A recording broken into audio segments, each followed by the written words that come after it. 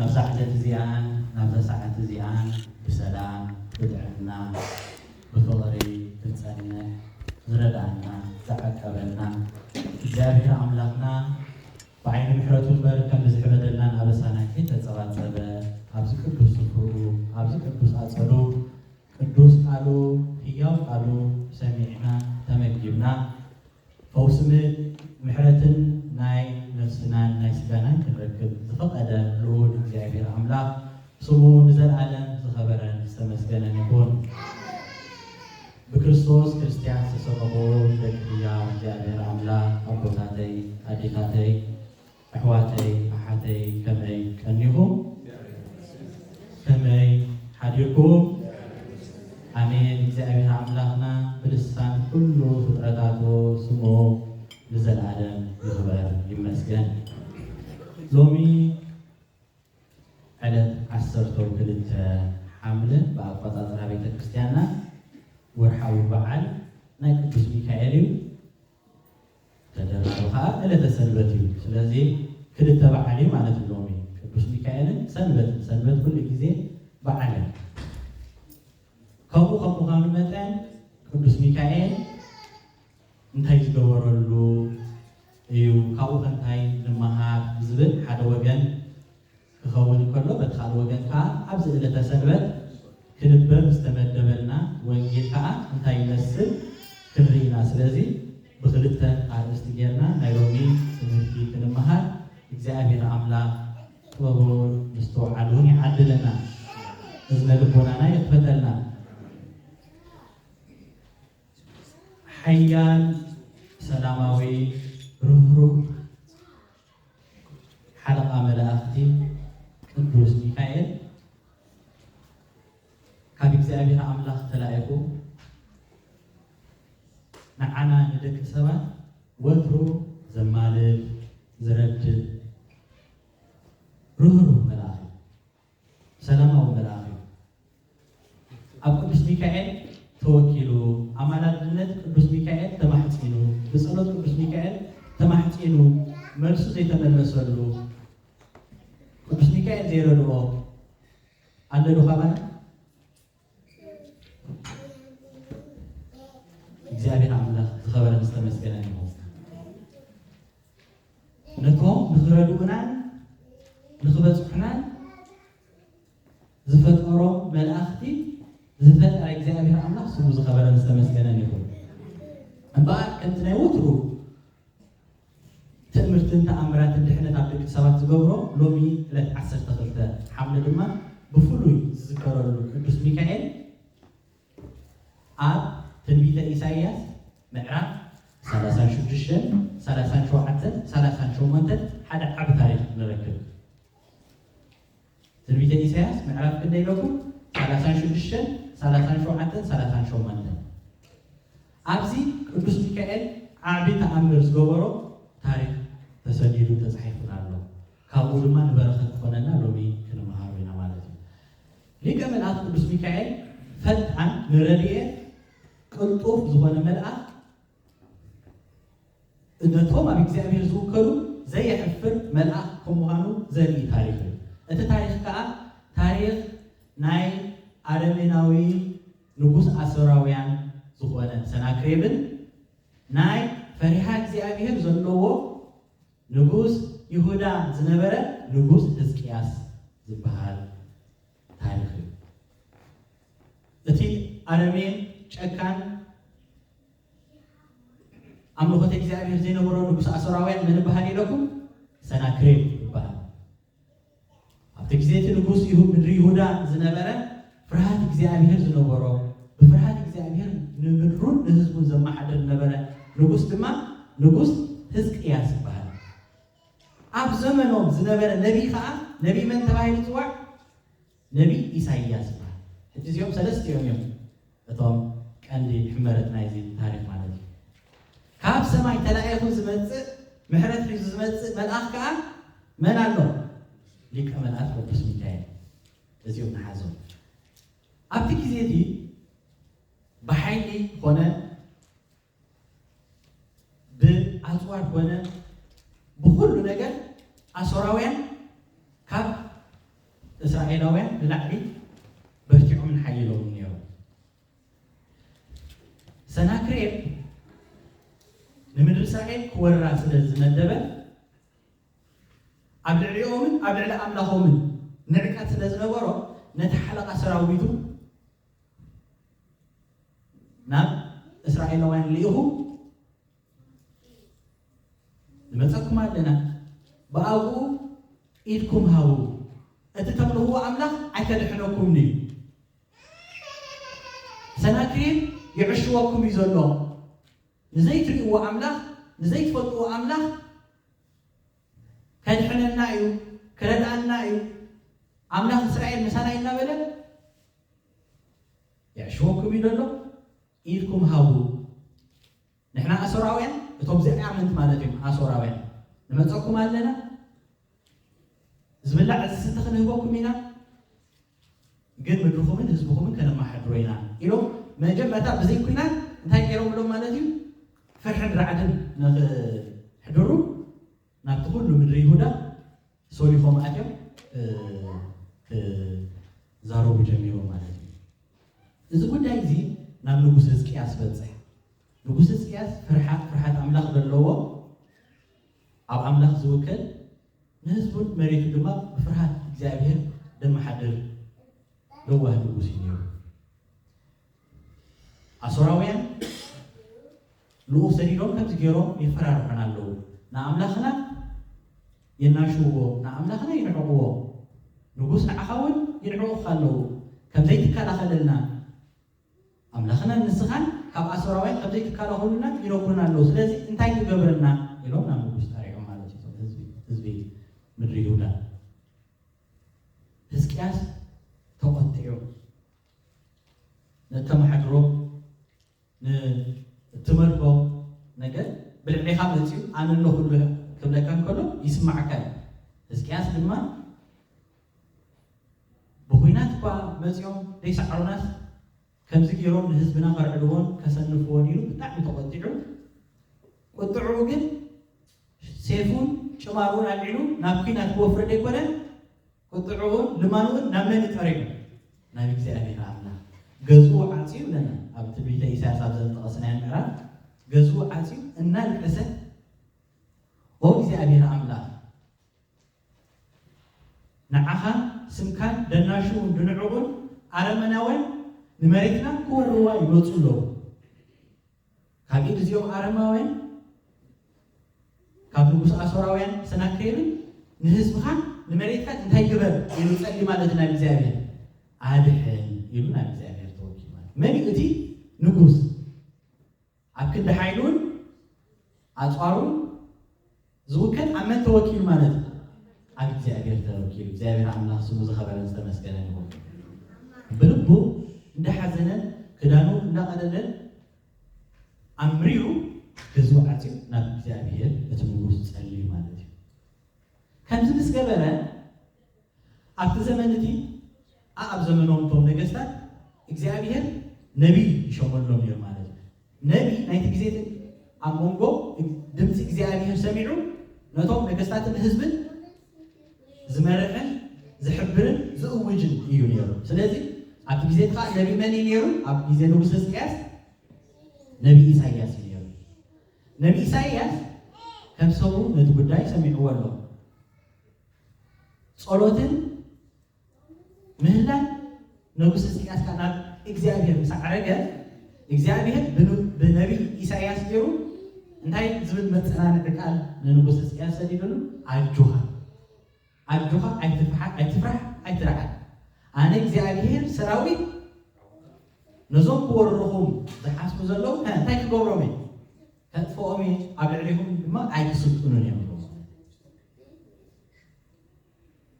ኣሶራውያን ንዕቀት ስለ ዝነበሮም እንመልኩም መሬት እዮም ድኹማት ሃገር የሚሎም ይንዕቅዎም ስለ ዝነበሩ 185,000 ሰራዊት ሒዞም ኣብ ልደት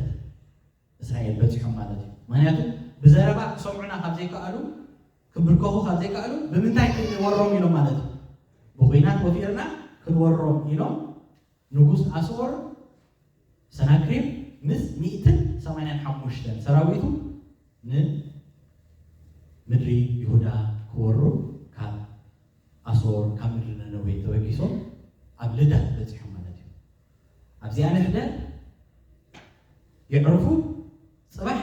نتامرين تهنجبرنا إلو نبص سناكريب عزيزون كل ورائنا هزبان مريتان لما أبادينا كنجز عينا يا إيه صباح سي ناتو خينا ماذا صباح نخبول أبتال ده كلهم سراويتو نسود بس عرفوا نبات إسان سيفي حيزو قدوس ميكائيل كم من تلاقيه مزي حاد حلقة عمل قدوس ميكائيل بنجي እግዚአብሔር አምላክ እሞኒ አይትፍሩሕዎም ቅዱስ ሚካኤል ብለይ ሰሊሉ ደቂ ሰው ከለው በሰይፍ ስሕለት 185,000 ሰራዊት ተቀትሉ ማለት ያይ ንጉሆ ከወሩ ዝሓሰቡ ትስእ እንተበለ ንንጉስ ተናክሬ ጥራያት ይፈወሱ ከዓ ንምስክር እንትኸው እግዚአብሔር እንታይ ከም ዝገብር እቲ ዝነዓቆ እቲ ዘናሾ የለን ዝበለ ኣምላኽ እንታይ ከም ዝገብር ንኽርኢ 185,000 ሰራዊቱ ከም ቆፅሊ ረጊፎም በኃይል እግዚአብሔር አምላክ በረድኤት ቅዱስ ሚካኤል ንሱ ብድል እንተበለ ሰራዊቱ ተኾይኖም ሓዲሮም ኩሎም ከም ቆፅሊ ረጊፎ ሞይቶም ሓዲሮም ከምዚ ምስ ኮነ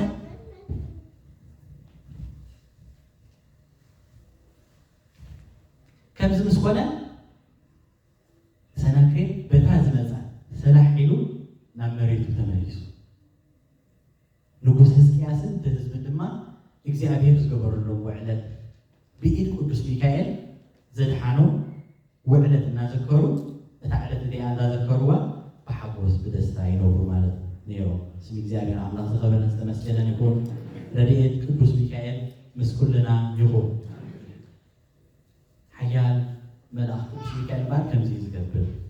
إجزاء عملاق منقد له بزتفر عليه منقد يو ندحنتك نمحرتك مزي كافت حالة منقدو بخوانا تاين بيد ملاك سلازي نامبار قدس بيت كريستياننا أمانات ملاخي التأمل صلوتهم رديتهم كم زدحن سلاز رأنا عم مزحف قدوس كم لا يكون أنت مهرنا كم مزحف قدوس زخنوا له سنة عنا تاريخ عم مزحف قدوس دولو تلميذ إساس 3 دولو تاريخ سلازي إزي كم تزحفنا نحن أول تيشعر زنبر ملاخ تيشعر زدحان ملاخ حجون كم زولو عمين ناين أنتين نقبر مالتي ታቦት በስሙ ተቀሪጹና እንታይ ንገብር አማላጅነት ረድኤት ቅዱስ ሚካኤል ሓንቲ ድሞ ናይ ዝዕለት እዚ በረኸት ረድኤት አማላጅነት ናይ ቅዱስ ሚካኤል እግዚአብሔር አምላክ ይፈለና ወትሩ ኣብ ዙርያና ኣብ ቤትና ኮይኑ ካብ ክፉእ ዘበለ ክሕልወና ክባልሃና ክከላኸለና ሊቀ መላእክት ቅዱስ ሚካኤል ምሳና ይሁን እዚ ናይ ዕለቱ ናይ ቅዱስ ሚካኤል ተአምር ዝገብሩ ናይ ሎሚ ንምዝካር ካብኡ በረኸት ምክፋል ክኸውን ከሎ ሎሚ ዝተነበ ኣብ ቅድስት ቤተ ክርስቲያንና ዝተሰርዐ ወንጌል ድማ መጀመርታ ከም ዘለዎ ከንብበ ድሕሪኡ ብውሕድ ዓቐንቲ ክንወስዶ ዘለና መልእኽቲ ክንመሃር ኢና ማለት እዩ ናይ ሎሚ ወንጌል ማቴዎስ ምዕራፍ 24 ካብ 36 ክሳብ ፍጻሜ እዩ እቲ ወንጌል ከምዚ ይብል ንምጽአት ጎይታ ሰዓታን ዕለታን ዝፈልጣ የልዎም ነታ መዓልቲ እቲኣን ነታ ሰዓት እቲኣን ግና ብዘይካ ኣብ በይኑ ናይ ሰማይ መላእኽቲ ኮኑ ወልዲ ኮነ ሓደ እኳ ዝፈልጣ የልዎም ከምቲ ብዘመን ኖህ ዝኾነ ምጽአት ወዲ ሰብ ከዓ ከምኡ ክኸውን እዩ ከምቲ ብቕድሚ ማይ ኣይ ዝነበረ ቅንያት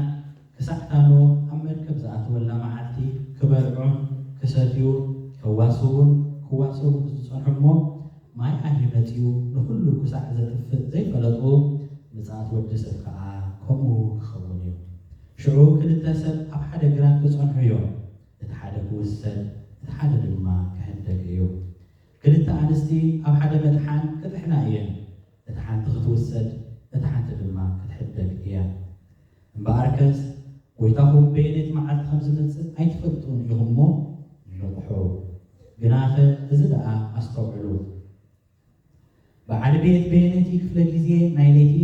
ሰራቂ ከም ዝመፅእ እንተዝፈልጥ ምነቕሐ ነይሩ ቤቱ ክኳዓት እውን ኣይመሓደገን እምበኣርከስ ንስኻትኩም እውን ወዲ ሰብ ብዘይሓሰብኩምዋ ሰዓት ክመፅእ እዩ እሞ ተዳሊኹም ነበሩ እቲ በቢግዚኡ ምግቦም ክህቦም ኢሉ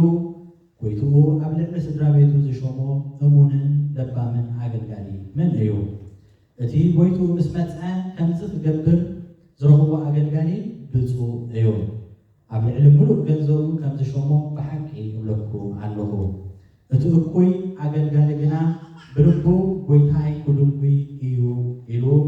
ነቶም ብፆቱ ኣገልገልቲ ክወቕዖ ይጅምር ምስ ሰኽራማት ድማ ይበልዕን ይሰትን ጎይታ እቲ ኣገልጋሊ ብዘይተፀበያ መዓልትን ብዘይፈለጣ ሰዓትን መፅኡ ብዘሰክቕ ሞት ይቐፅዖ ዕድሉ ከዓ ምስ ግቡዛት ይገብሮ ኣብኡ ድማ ብኽያትን ምሕርቃም ኣስናንን ይኸውን ቃለይ ካብ ዝሓልፍ ሰማይን ምድርን ክሓልፍ ይቐልል በለ ጎይታ ደቀ መዛሙርቱ ስለ ቃሉ እግዚአብሔር ኣምላኽና ዝኸበረን ዝተመስገነን ይኹን ሎሚ ዝተሰርዐ ወንጌል እዩ ትሕዝቶ ናይዚ ወንጌል ብዛዕባ እንታይ ፀኒሑ ብዛዕባ ምጽኣትን ምድላውን ብዛዕባ ምጽኣትን ምድላውን ኣብታ ወንጌል ማቴዎስ ምዕራፍ 24 ቁፅሪ 42 እንታይ ኢሉ እምበኣርከስ ጎይታኹም በየናይ መዓልቲ ከም ዝመፅእ ኣይትፈልጡን ኢኹም እሞ ንቑሑ ሓፃር መልእኽቲ እንታይ ኮሉ ንቑሑ እዚኣ ንሓዘ ከመይ እንተበልና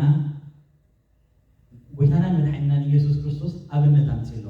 ተኣብነት ከንታይ እዩ ካብ ኦሪት ከምኡ ዘጋጠመ ማለት እዩ ኣብ ግዜ ኦሪት ኣቦና ኖህ ምስ ስድራ ቤቱ ነቲ እግዚኣብሔር ዝሃቦም ዕድመ ብንቕሓትን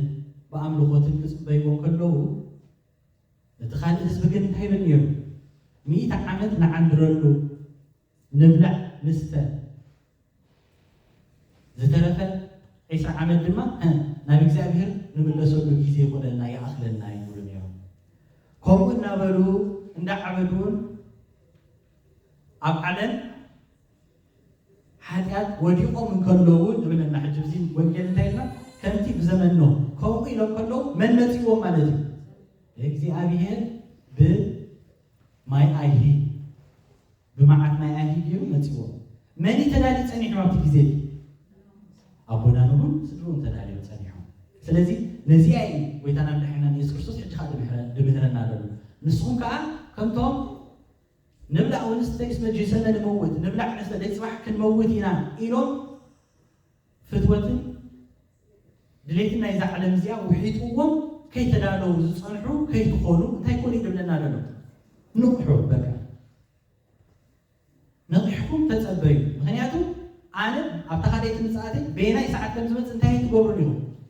ኣይትፈልጡን ኢኹም ምምፅአይ ከዓ ሽዑ ንምሕረት ኣይኮነን ብግልፂ እግዚኣብሔር ኣምላኽ ቀዳማይ ምፅኣቱ ንምንታይ እዩ ነይሩ ጎይታና መድሓኒትና ኢየሱስ ክርስቶስ ንምሕረት እዩ ነይሩ ንድሕነት እዩ ነይሩ ካልኣይ ምፅኣቱ ግን ንምንታይ እዩ ንፍርዲ ንፍርዲ ከም ምዃኑ ክነግር እንታይ ኢልና ክልተ ኣንስቲ ኣብ ሓደ በቲ ሓንቲ እንታይ ክገብራ እያ ክትሕና እያ እቲ ሓንቲ እንታይ ክትከውን እያ ክትውሰድ እያ እቲ ሓንቲ ድማ እንታይ ክትከውን እያ ክትሕደግ እያ እቲ ሓንቲ ክትውሰድ እያ ናብ መን ንበሩ በየማን እየ ኣብቲ የማን ዙፋን እግዚኣብሔር ኣምላኽ እቲ ሓንቲ ክትሕደግ እያ ዝበላተ እግዚኣብሔር ኣምላኽ ካብ ከምኡ ይሰውረና ኣበይ ክትተርፍ ኣብታ ህተመታሒ ምስ ፀላእ ሰናያት ኣብ ሲኦል ኣብ ገሃነም እሳት ዘለዓለም ማለት እዩ ካብ ከምዚ ይሰውረና እግዚኣብሔር ኣምላኽ ሕጂ ንፍርዲ ከም ዝመፅእ ምዃኑ ሽዑ ግን ከምዘየዳሉ ሕጂ ምእንቲ ፃድቃን ምስቶም ውሑዳት ተባሂሉ ፀሓይ ንኩላትና እንታይ ትገብረልና ኣላ ትበቀልና ኣላ ፀሓይ ንኩልና በሪቓትና ማለት ግን ኩልና ደቂ ብርሃንን ኩልና ደቂ እግዚኣብሔርን ማለት ኮይና ይኮናን ተዳሊና ዲና ኣይተዳልናን ነፍስና ኢና ክንፈልጣ ዘለና ክንምርምራ ዘለና ምክንያቱ ሕጂ ፀሓይ የብርሃልኩም الله برهان لأخلكم الله نخلو زبره برهان بس برهان نزي تزيت ملابسكم دحنا نفسهم تزي أوجكم تداليهم تزي صحيحهم عبد خال أيز مصر مساعد انتهي زبنا الله إجابة حمد كفرني اتفرن خنتاي حدا خدكي حدا خنتاي قوني كوسديو يبلنا الله سلازي كاب كمزي يصورنا إجابة عملا كلايك أب جراتي نو كنت حرس خص صنحيهم تحدى نخوني كوسدي تحدى جد كحديو سلازي دلوان كمكم صنحو سراقي معاس كم زمت بيت كان معاس كم زغرغرو اي تفلتني ها وانا بيت زنجر زي يفلتني يرو تزخونمو انت كوين ما حدرين تدالي ما حدره سلازي تا مصات ويتا خا كمتا سراقي بزي مدب زمت الله علتن ساعتن كما يامو تداليهم صنحو يبل مالتي سلازي حزب እግዚአብሔር كاين زنج ني عالم نابرا خيبو تطنا اب عالم توحيدنا خين ترف እግዚአብሔር አምላክ حدا رايز بلنا دلو حدا سبعيسي مس ودو رحوق مكشا تبقيسو دخلوا كلو مريت مسيو أبرخ حديرو مالك أبرخ مسحدو زي فتوى عدل برخا عراوي زلو بوتان سلاز نبرا ليتي اتقل على دمت سميع بدد انتبلت زبئي متقوم زي درو اقرنا يبو كبلا جميرو زبئي أبوي تحنا لكيس كتسر بايو إيه ودين قولو زبئي دي متين أبلو اقرهات مخبل عكا جميرو وايدحان وعبر سياي جمرا ميلو اقرهات حر جمير كالا زبئي أبي كقد فكا حج نريو لنا أتي لك أسفات كأبي هوتنا مزنقع دهوي لزلوز مسلوس كي ودق يتنقق إننا هوايا كبس قالو حاتيان ببقرو لا سعلنا أتي لومي ليش يكون يسمعك حاتيان صباح تدرو مولو صباح كالا عين حاتيان موها خيتا نستحكا زمنات تحلف كله لك كم تزوي بإبروز جمرو حاتيان كا منيش جديرا أب سنان أو أكلاتنا تبتحمو أب نيسأل أسنايات ما أسرت وليقنا حبتهم كي توصلوا أب زفان እግዚአብሔር አምላክ ከይቆሙ ዝተረፉ ከይንኸውኒ ሓደራ ዝብለና ዘሎ ወንጌል ማለት እዩ ስለዚህ ምጽአት ወይታናን መድኃኒናን ኢየሱስ ክርስቶስ ድሕሪ ክንዲዛዕ ዓመት ክመጽእ እዩ ኢልና ክንፅበል ኣይኮንና ኩሉ ግዜ ምጽአት ናይ መን ክንዝክር ኣለና ናይ ነፍስና እታ ብሓባር ትንሣኤ ዘጉባኤ ዘይኮነት እታ ዕለተ ሞትና ኢና ክንዝክር ዘለና ንሕና ደቂ ሰባት ድሕሪ ደቂቕ እንታይ ንኸውን ድሕሪ ሰዓት እንታይ ንኸውን ድሕሪ መዓልቲ እንታይ ንኸውን ድሕሪ ሶም እንታይ ንኸውን ድሕሪ ወርሒ እንታይ ንኸውን ንዓመታት እንታይ ንኸውን ዝፈልጥ ኣሎ ካባና የለን ማንም ዝፈልጥ የለን ስለዚ ነታ ዕለት እቲኣ ተዳሊና ክንጸንሕ እቲ ምድላውና ከዓ እንታይ እዩ ብንስሓ ናብ እግዚኣብሔር ኣምላኽ ተመሊስና ናብ እግዚኣብሔር ኣምላኽ ተታሒስና ኩሉ ግዜ ብፍርሃት እግዚኣብሔር ኣምላኽ بكريستيانا وسنة مقبار كوينا كنت سنحمو እግዚአብሔር አምላክ አብዳ ዝመጸሉ ማዓት ድማ ሞቶም ስለጻድቃን ረፍቶም ውእቱ እኳ ቅዱስ ቤተክርስቲያናት ምህረና እንታይ ሞት ጻድቃን እንታይ ዕረፍቲ ስለዚ ነቲ ተዳልዩ ዝጸንሐ እግዚአብሔር አምላክ መንገዱን ሒሱ ዝጸንሐ ንዕኡ ሞቱስ እንታይ ዕረፍቲ ስለዚ ንሕና ከዓ ሞትና ዕረፍትና ኾነልና ሞትና ናይ እግዚአብሔር አምላክና እንኸደሉ ይቆደልና አብዛ መሬት እዚኣ እንታይ ኮንና ክንጸንዕ ዝወንጌል ዝምህረና ዘሎ ማለት እዩ ድልዋን እሙናት ንቑሓት ክንከውን እሞ ቅድስት ቤተክርስቲያንና ሓደራ ትብለና ኣላ እግዚአብሔር አምላክ ነዚ ንክንገብር ጥበቡን ምስትውዓሉን ይዓብድለና ናይ ኣዴና ቅድስተ ቅዱሳን ድንግል ማርያም ናይ ሊቀ መላእክት ቅዱስ ሚካኤል ናይ ኩሎም ቅዱሳን ሆርያን ድማ በረኸቶምን ረድኤቶምን ኣማላድነቶምን ኣይፈልየና وصلها لإግዚአብሔር